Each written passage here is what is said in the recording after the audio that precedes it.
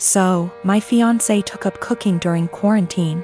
We used to cook little and instead ate a lot out of the house. We could afford it and tended to eat healthy. Of course, we can both cook, but given our busy schedule, it was easier to eat out.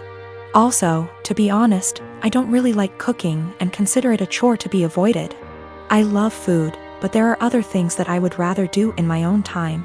Due to quarantine, my fiancé has decided to cook more and has found that she enjoys it a lot. This is great. I am happy for her that she has discovered something new that brings her joy. Turns out she's pretty good at it too, and she cares about learning new skills, etc., so I benefited too. I still don't really like cooking myself, as I said, so in exchange for her putting all that effort into cooking, I help her out by paying for takeout in the evenings when she doesn't feel like cooking, and also I do everything else, wash the dishes, clean the table, etc. on the days she cooks. To the best of my knowledge, she agreed that this was an appropriate compromise, and of course, if she felt it was unfair, I would be happy to fill the gap in other ways. But she seemed to enjoy it. As her culinary experiments expanded into baking and became more complex overall, she began to involve me in cooking.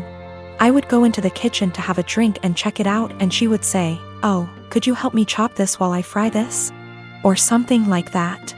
I cut carrots for her or something like that, chatted with her about food, and then went back to my business. I didn't mind it at all. But gradually I became her sous chef, especially when she wants to cook food together. Keep in mind that her culinary experiments are complex and sometimes take 2 or more hours. So my whole evening goes into these culinary endeavors, and it happens several times a week. On top of that, she tends to boss me around in the kitchen and can be a little rude. As you can probably guess, we got into a fight over this. I told her that I don't like her attitude in the kitchen when I help, and I don't like to cook in general. I would feel better helping her if she wasn't so rude to me. But honestly, I don't want to spend 8+ hours every week cooking. It's not my hobby, it's hers. If she wanted me to take part in cooking, I bought everything or cooked something simple. She was very upset. She said it was unfair, that I was enjoying the fruits of her labor but not doing my part.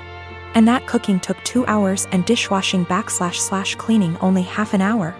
I told her that it was her decision to cook very complex dishes and that I would be happy if she made a simple pizza or roast. After a certain point, the sophistication of her dishes moves into hobby territory. And I resent being made to feel like a bad partner because I don't want to spend a few evenings on her hobby. We haven't really worked it out. I actually bought / cooked my own food a few times so I didn't enjoy the fruits of her labor. But that seemed to upset her even more, and our refrigerator started to fill up with more leftover food than she could eat herself. Another time I helped her but told her I had to go on video chat at 8 p.m. and she got upset when I actually stopped helping, and left even though I told her beforehand. I'm afraid I told her somewhat caustically that I was not her sous chef to command the kitchen. I tried to discuss it with her again when we felt calmer. I told her that I liked that she found a new hobby. But it's her hobby and I can't help it and don't want to feel obligated to do it. She countered that it was not feminist of me to put the cooking on her and benefit from it without helping her. The feminist connection doesn't make much sense to me because neither of us used to cook much. And she decided to take up cooking herself, but of course I didn't tell her that. I told her that if she wanted to discuss the division of labor in our household, we could do so and come up with something new that reflected the fact that she now cooks more. We tried to do this, but she wanted to count all the time she spends cooking as time around the house. So, according to her ideal distribution of housework, she spends over 10 hours cooking just dinner each week, which somehow leaves me with almost all other chores around the house. I told her I didn't like it because cooking complicated meals is a hobby. It's not fair to say that 6 / 10 hours of her housework is actually her hobby, and I have to do the equivalent amount of real housework, if that makes sense. So we are in a bit of an impasse. Am I really a bad feminist? I don't think I'm wrong. I'm very familiar with emotional labor, mental stress, and all that, but I may be wrong. I love this woman and obviously want to marry her. But we are usually good at making logical decisions, and this is the first time we have had such a disagreement. I don't know how to get her to understand the line between cooking as a necessary activity and cooking as a hobby. P.S. The fiancé has taken up cooking gourmet meals as a hobby. But now it becomes my responsibility to help out and do more housework that I don't think I should. A couple years ago, a close friend, Ashley, started a long-distance relationship with a guy, Chris. He has been really good to her, and after meeting in person a few times, they decided to move in together. I was super happy for her as she had a few bad relationships over the years, and it was nice to see her in a healthy one. That joy faded the last couple months before she moved a few states over to be with him. The issue isn't her moving, but that she repeatedly joked about having a baby from Chris. At first, I accepted it as jokes, but over time I realized Ashley was serious. For context, Ashley has 2 children from a previous relationship, ages 10 and 12. Chris absolutely doesn't want kids. He told her this at the start, and anytime she hinted possibly wanting more, he shot it down, saying it was a deal breaker. Now, Chris is more than willing to accept her children as her own, because he loves her, and after meeting her kids, them as well. He's accepted that they are a package deal with her, and since they are at an age where they are semi-independent, it's not an issue for him. To me, Chris is a real bro for taking on her kids without issue. Hearing Ashley say she wants a baby out of him, one way or another, bothered me to no end. It's hard enough to find a partner that treats you well and accepts children that aren't their own. To find one that does and then talk about plotting to force a baby seems gross and manipulative. Before her move, I had sat down with Ashley, trying to talk sense into her. At first she resisted, but finally it seemed she understood how shitty it would be. After I felt like she had understood, I put the issue behind me and helped support her through the hassle of moving. A few days after she left, I got a call from a mutual friend who delves into the Wiccan / metaphysical realm. She was distraught and confessed to me that shortly before Ashley's move, Ashley had come to her asking for a fertility spell. This friend didn't feel comfortable about it and refused. When pushed, she said she cast a spell for a healthy and honest relationship, but told Ashley it was for fertility. As you can imagine, I was livid. I messaged Ashley, confronting her about what I learned, and she laughed it off as she was desperate, but magic is fake anyway. So what's the harm? She then let it slip that since Chris was planning on getting a vasectomy in a few months, she had poked holes in their condoms as a last-ditch effort. At that point, I couldn't stay silent. I gathered up screenshots of all the conversations over the last few months and sent them to Chris. He understandably freaked out and kicked her out. Now, Ashley hates me because she was kicked out after a huge move and didn't have a job or money to make it back. She said I'm a terrible person for putting her and her kids out on the street. My wife and I have been together for 5 years, married for 3, and have no children.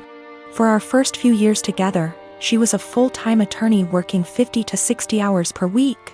At that time, her income was approximately 40% higher than mine. The income disparity did not bother me at all. I mean, who doesn't like more money? But neither of us was happy about the amount of hours she had to spend at work. When we met, she was already pretty burnt out and unhappy with the stressful job. I tried my best to be supportive and encourage her to look for other jobs that would be less stressful. She was open to it, but knew it would be a big pay cut.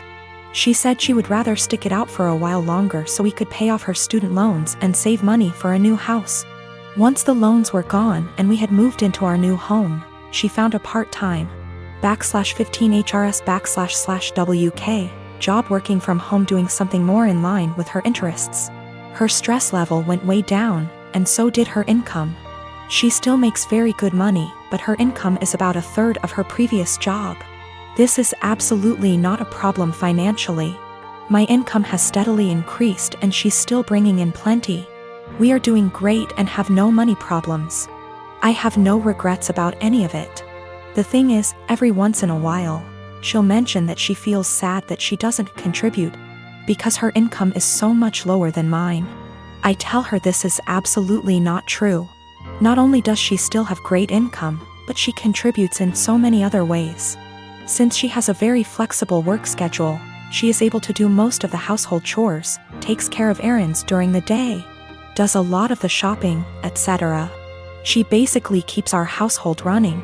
But I think in her mind, the work she does for our household does not make up for the loss in income. She recently found out we are eligible for health insurance through one of her attorney organization memberships. She sent me the details, but it turned out that our current plan we have through my job is still a better deal. I texted her and said I looked into it, but we should stick with what we have. When I got home from work, I could tell she was feeling down. She told me she had gotten excited at the possibility that we could use something through her work, and that she would be providing something major. She was crushed when I told her we shouldn't use it. I felt terrible. While she was working at her old job, we decided we wanted to start a family.